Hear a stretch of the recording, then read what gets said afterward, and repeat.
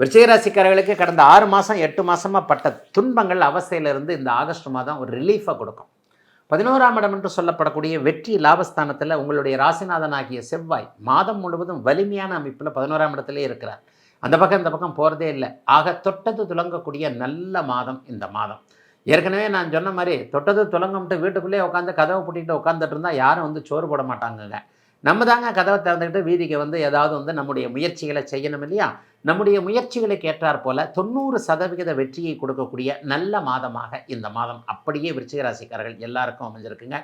8ஆம் இடத்துல குருவும் சுக்கிரனும் இருப்பது, 20ஆம் தேதிக்கு பிறகு சுக்கிரன் 9ஆம் இடத்திற்கு வந்து விடுவது, இது வந்து ஒரு யோக அமைப்புகளை குறிக்கக்கூடிய ஒன்று.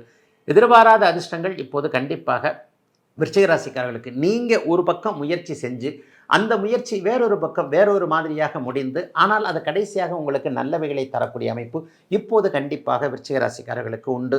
ஏதாவது சாதகமற்ற அமைப்பு இருக்குமா? 4ஆம் இடத்துல ராகு, 5ஆம் இடத்துல சனி, அதுவும் செவ்வாயோடைய பார்வையில். இந்த இடத்துல 2 பாயிண்டில் கண்டிப்பாக செலவுகள் இருக்கும்.